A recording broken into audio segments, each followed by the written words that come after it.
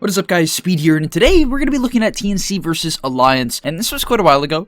It was a series in the Chengdu Major, and I think it was a really good game, and for a couple of reasons in particular. Just starting with the draft, I think the draft was absolutely fantastic from TNC Predator. There's a lot of skeptics in the analytics desk, which is fine, and I actually totally understand why. I just feel like the way TNC drafts is exactly how you want to draft when you're trying to win a major.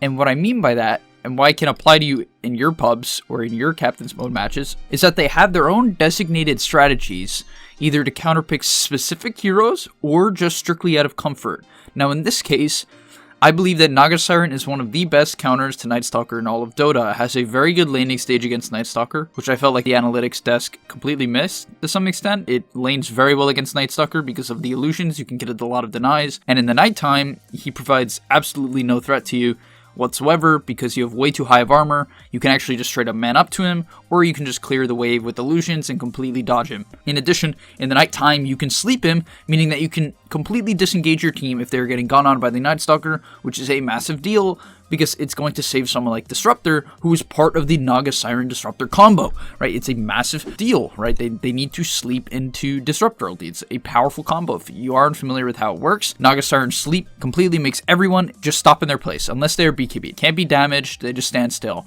And the Disruptor ulti, you can put it down on the ground even when Naga Siren ulti is going, and the kinetic field, you set it up, and you turn off the song when they are all inside of Disruptor ulti, plus kinetic field. And the second reason I like this, just to make it really clear, is that I think it's a comfort pick, right? They're just comfortable in these heroes, frankly. Tim's very good on position for Disruptor, right? They just simply know it works for him.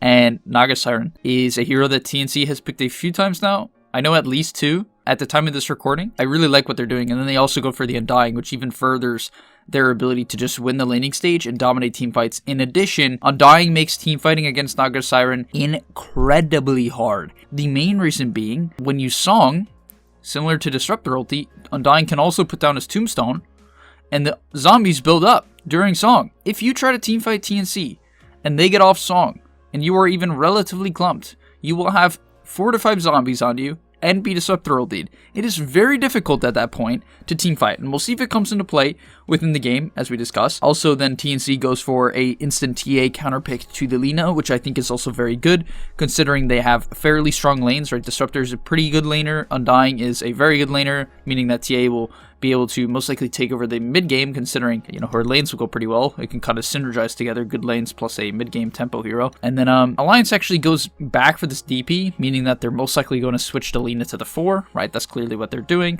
just to protect, you know, the sort of general laning stage. They don't want to put Lina against TA. That matchup's not unplayable by any means. It can become a bit difficult in the later levels. Moving on, in terms of bans, just a lot of meta heroes. Obviously, the TNC bans out the Timber, which I think is completely necessary. It's a hero that 33 has been playing a ton and is just absolutely, I wouldn't say broken, just really good against these specific heroes. They deal a specific amount of damage, a lot of it being physical, so it's a good ban. And then finally they end with the Chaos Knight, and there was a lot of skepticism about the Chaos Knight pick from the analytics desk, and I fully understand why. I get it. A lot of their arguments were, okay, you have Jakiro, who does a lot of AoE damage, slow, and control, which, yes, it is relatively good against Chaos Knight. I want to make it clear, relatively good. I don't think it's actually as good as people make it think. I think it's relatively good. But the main thing I want to look at is the off lane of Alliance. They have a Lina and a Sand King, meaning that if you do not have a strong laning stage, and you have to lane against Lina Sand King, you will lose. You will lose if you have a weak lane. Yes, they have Undying, which helps. However, it's not enough,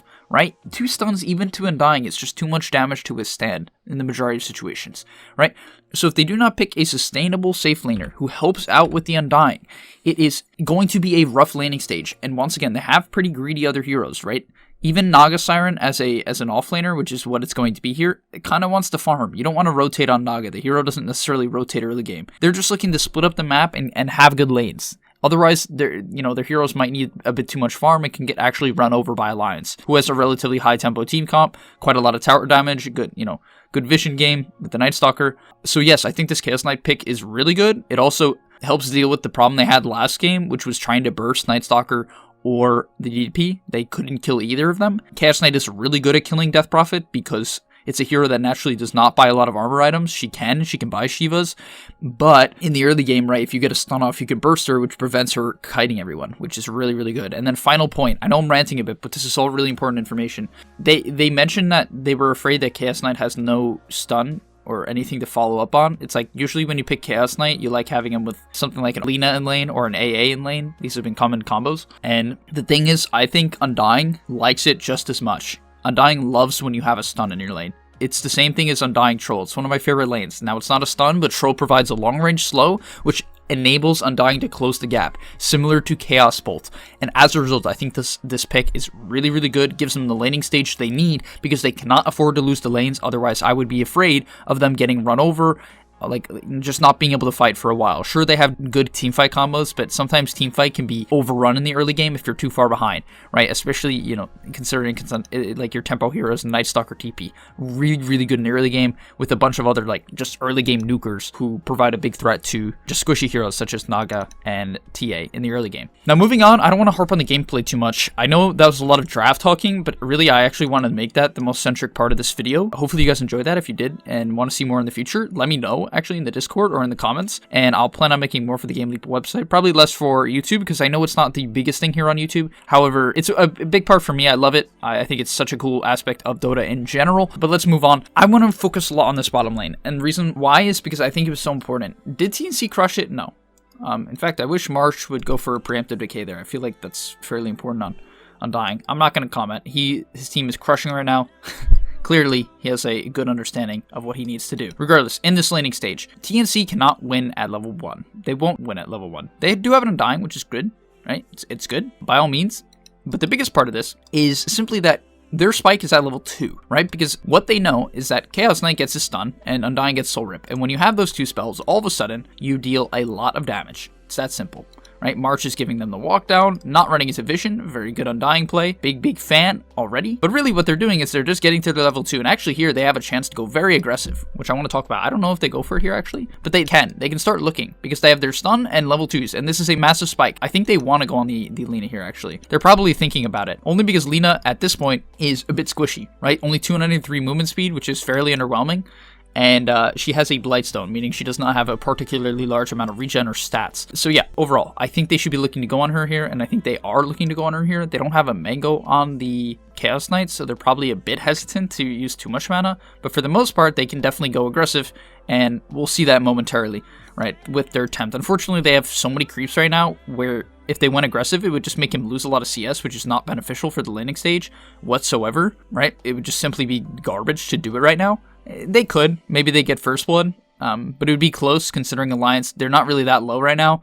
And yeah, as I said, lane not in that great of a spot. Also, they now get a belt of strength on Chaos Knight, meaning he is even stronger. And at this point, he can start looking to just chip 33 down, right? He's auto-attacking him quite a bit, correct? Every single time he has his passive up, he's hitting him. And this is a big deal. People don't look at this as a big deal. It's a big deal. It's a very big deal, right? The reason why it's a big deal is if they want to go for a kill, you do not want to have to go for a kill on a full HP hero if you don't have to, right? And they certainly don't have to, considering they have Chaos Knight in lane. And this is why the hero's strong. You just crit people every so often, you stay full HP, and they drop down low, right? I'm actually a bit surprised they haven't thrown out a single Chaos Bolt this laning stage. I feel like they should have. Maybe I'm wrong, but really that's just my take. They do end up getting first blood though, so we'll take a look at why that happens. And it's actually really simple, right? Nothing too crazy there. All they had to do was pop their stick on their Chaos Knight, which is why you buy Magical Stick, guys. A very broken item, like very, very broken item.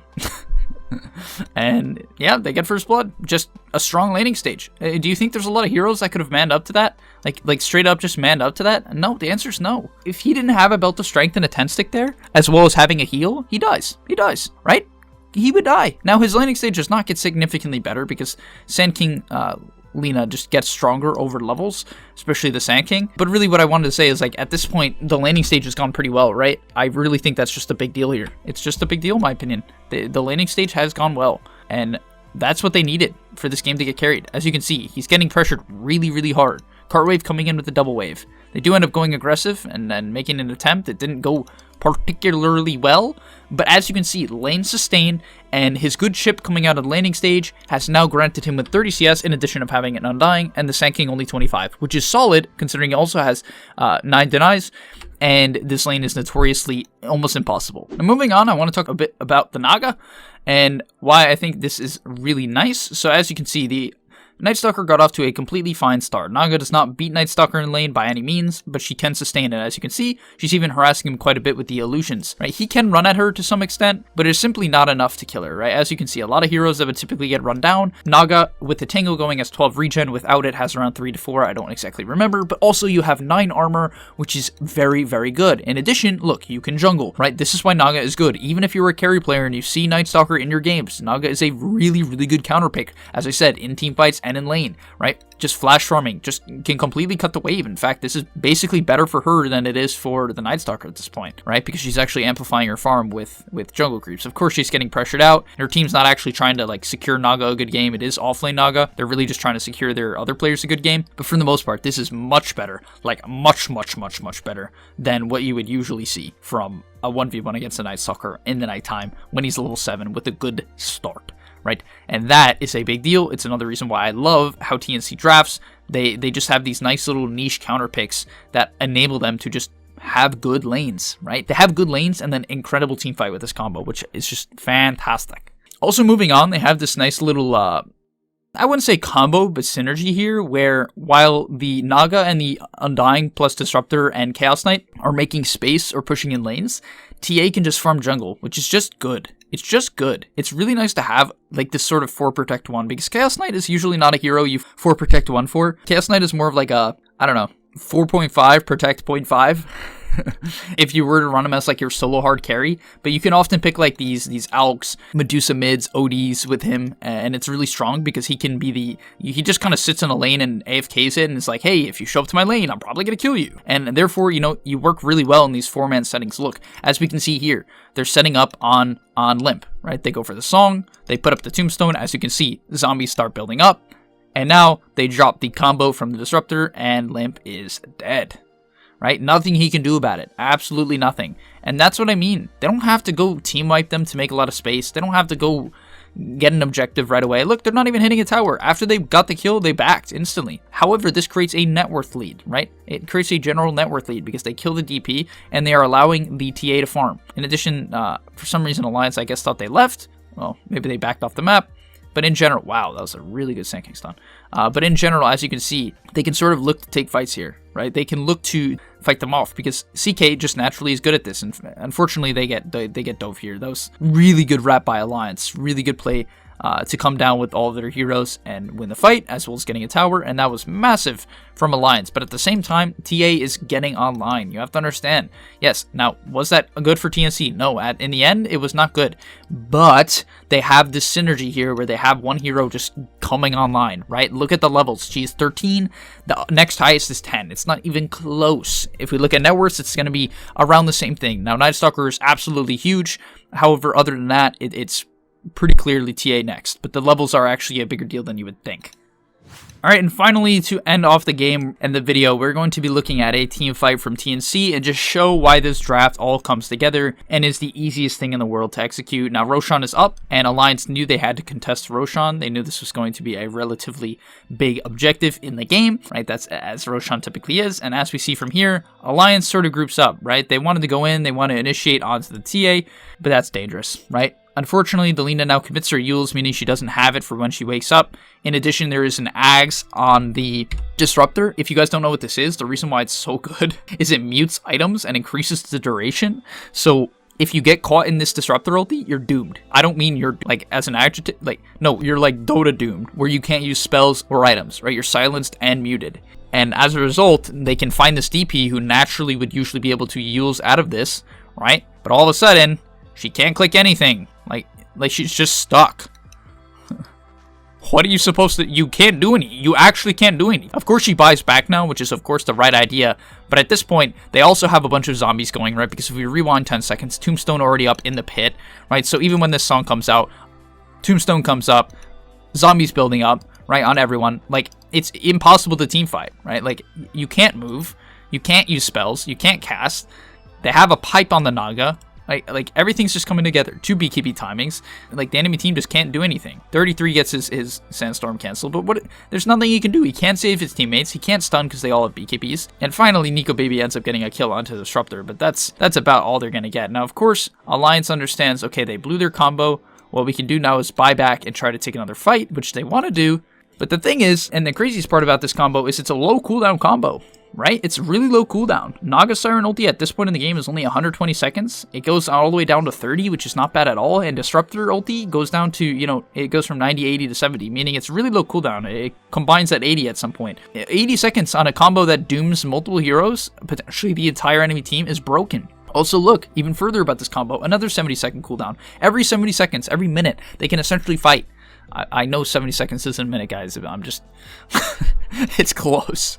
Hopefully you guys enjoyed this video and really see the prowess of TNC, why I think their drafts are so good. I really think the combination of really good teamfight and comfort has been fantastic. Another draft that I would love to talk about at some point, maybe for the website, is their Magnus plus Nature's Prophet and Veno draft, where they basically have this Nature's Prophet and Veno just defending towers, shoving lanes all game, while a PA or a Jug or something of that sort just AFK farms. And it is absolutely fantastic. It is just superb, right? Because it has so much synergy. They know exactly what they have to do per game. The Veno buys BOTs and runs around and defends lanes. And yeah, I think really this is the main reason why TNC has been having so much success. We'll see if they end up winning the tournament or not. Who knows? But yeah, I'll see you there. Let me know your prediction in the comment section down below of who's going to win the major. Regardless, I'll see you in the next one. Peace. Are you tired of being hard stuck at your rank? Over at gameleap.com, we have a library of hundreds of guides authored by pro players and coaches covering literally every aspect of Dota.